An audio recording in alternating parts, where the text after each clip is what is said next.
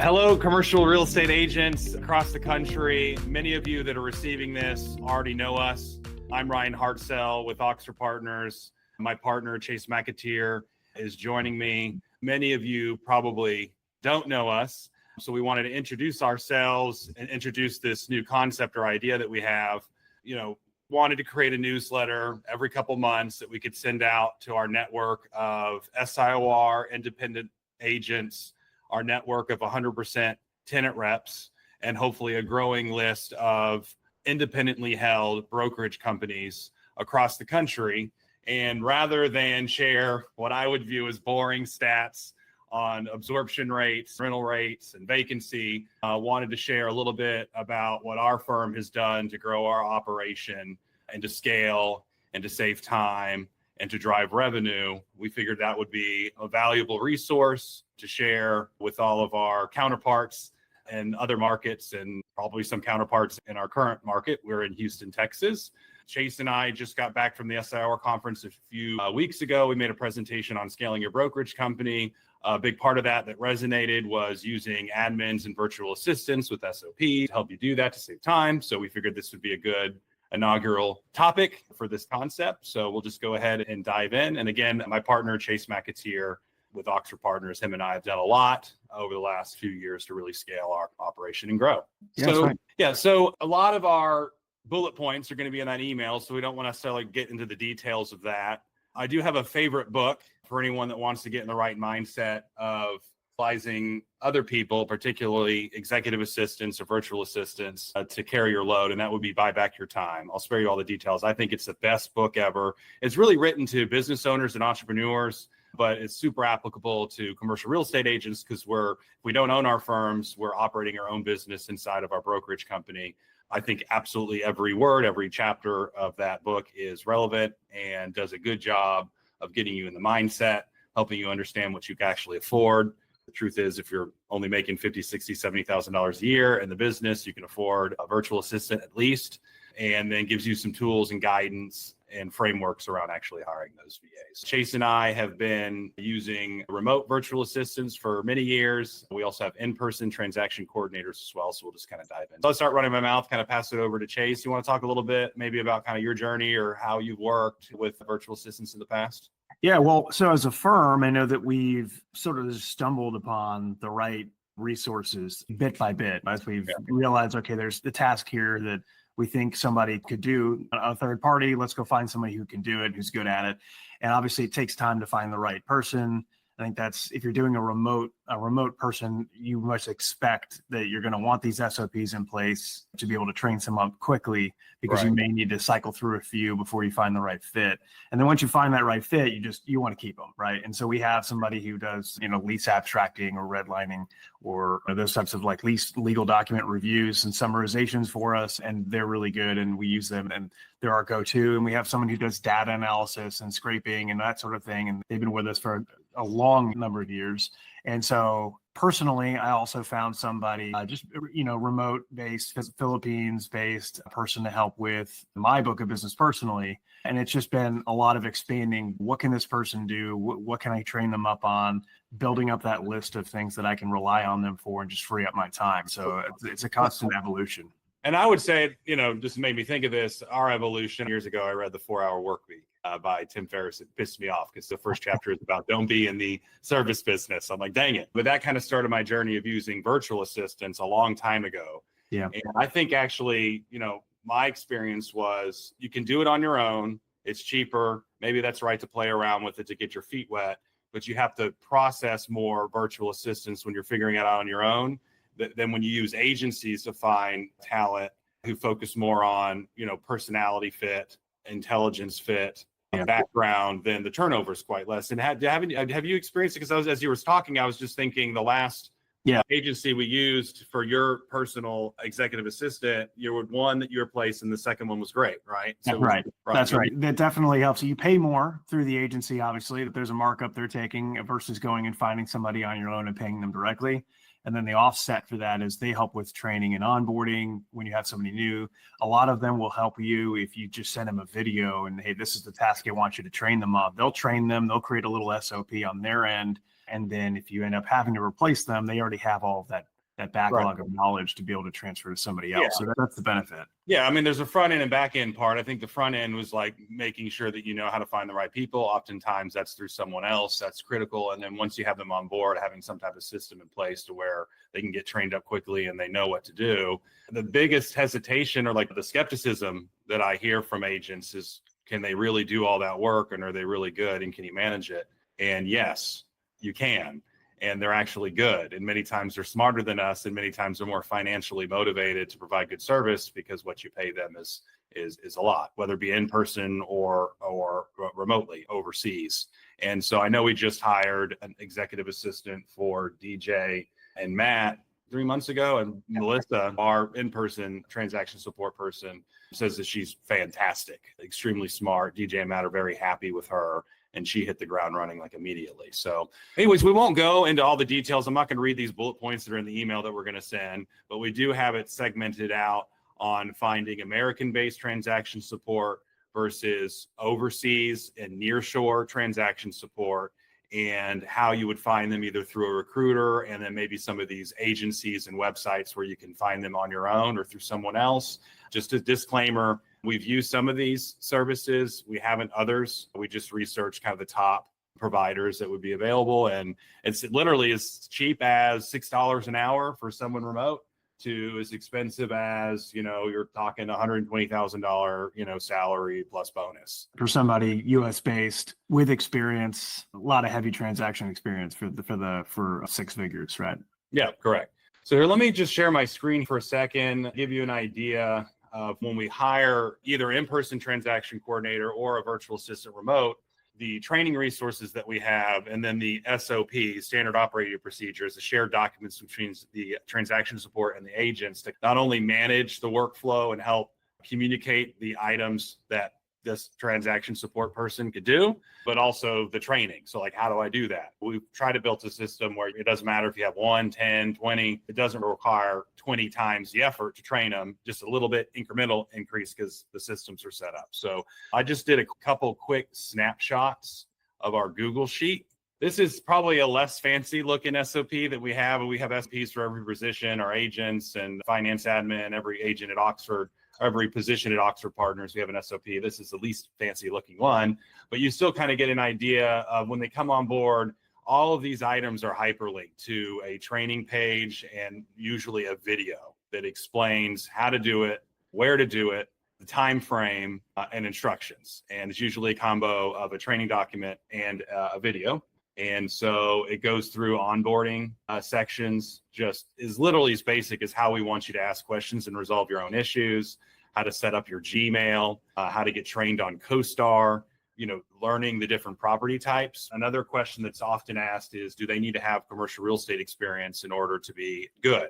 And our experience is that helps, but it doesn't really matter as much as hiring someone that's a personality fit, that's responsible, that's smart. They can figure all this stuff out pretty quickly. And especially if you have the SOP set up, then really quickly. But you got to train them on different property types.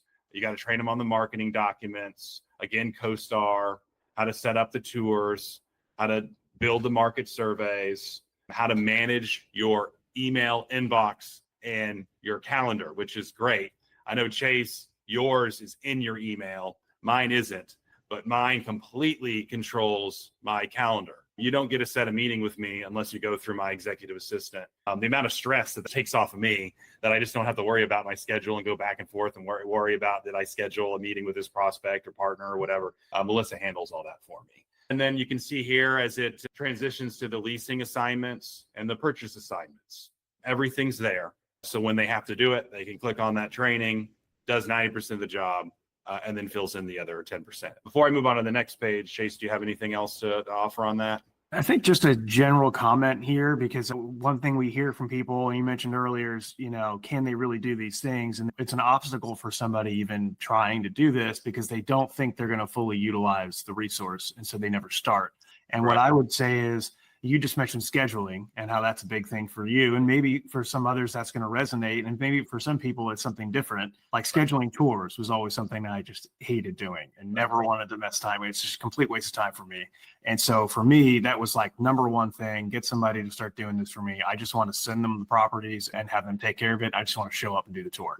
And if you can find one or two things in your schedule that are time wasters or things that monopolize too much of your bandwidth in your brain and would just free you up even 10%, I think it's going to be worth the investment. Find once you've done that, there will be other things that you start coming across that, okay, now I have this resource. I know their capabilities. I know I can train them on a little bit here, a little bit there, and it'll just grow.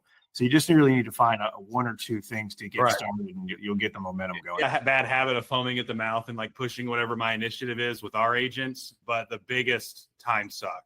And I think about this for our not new to business, but growing business where they're kind of coming out of struggling and just starting to see some success. Obviously, they need to do everything from start to finish to like learn the business. But the number one thing that eats up the most agents' time is the market research, pulling flyers, floor plans, availability, putting it in a client survey, sending it to the client, picking the properties, scheduling the tour. That eats up so much time. So my argument is like, if you have to pay someone 40 hours a week just to do that, 15 hours a week at the cost you can do, like a low cost, it's worth it because your time is more valuable. It's just going to make you feel so much better. There's so many different things you can do, but like that's a big one. Again, skepticism. Can they really do that? Absolutely. Yes, they can. Yeah, not every search is the same. Sometimes you've got a more complicated search where maybe you're a little worried their knowledge of the property is not strong enough to do that search. You go ahead and start it. You go ahead and narrow it down, then flip it to them. They'll go ahead and do the broker inquiries, get the information on rates and availability, consolidate everything together, get all the flyers and floor plans into a Dropbox or wherever you're storing them. That's still going to save you tons of time, even if you initiated the search. Kind of narrowed it down. Sometimes you have a pretty easy search and you want to let them start it and it's kind of hard to mess up, or it's a smaller client. Maybe it's an easier one for them to test on and get better and kind of build their skills. And then sometimes it's a really big deal. It's critical. You need to be more involved. So that doesn't need to be the same every time for you to see value there. Yeah. So it starts there.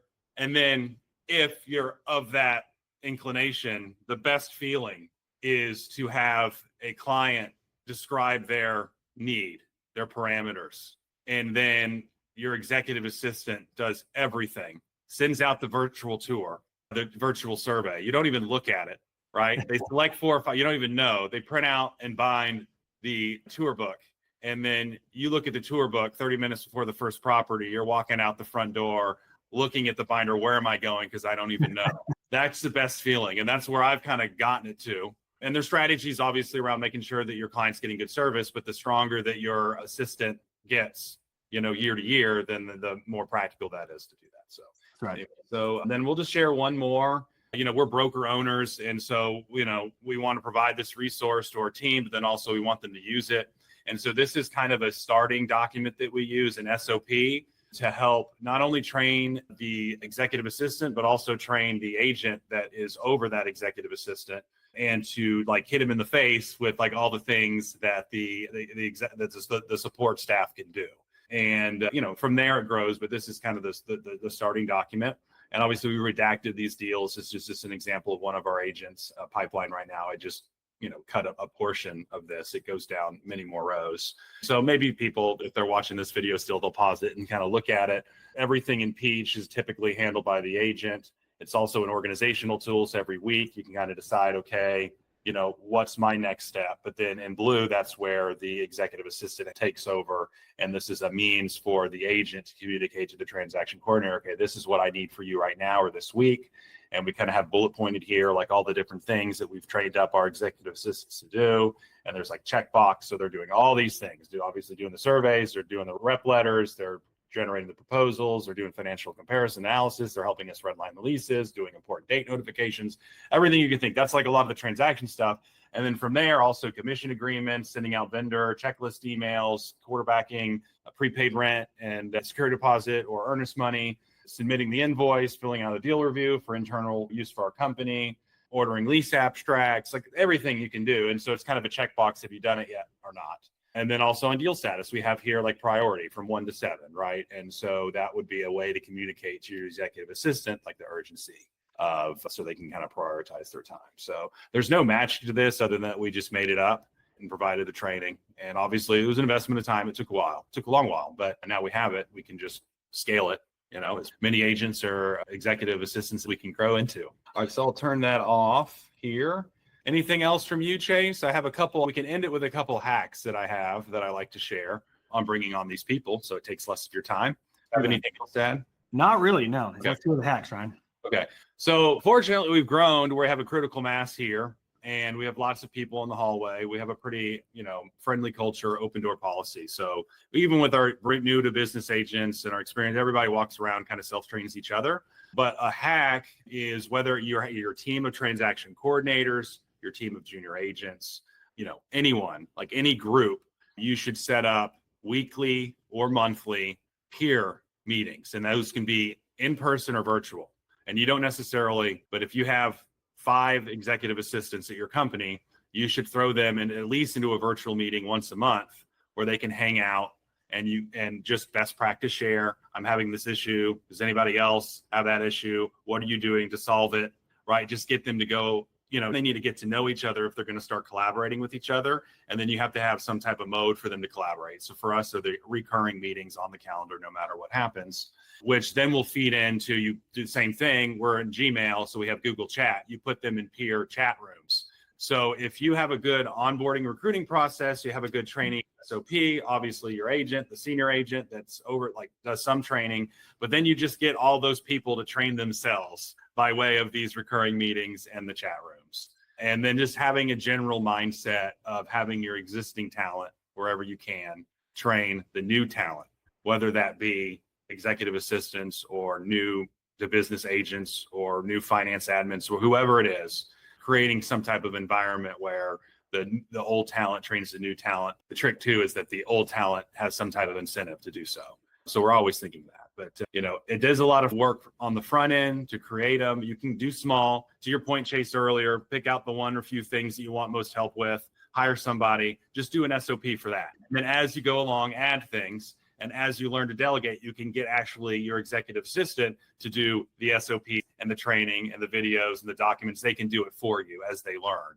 So you can still, if you want old school, you can train them the old fashioned way. And then have them create their own training documents as they go along. So the next person is way less work. Right. Yeah. Okay.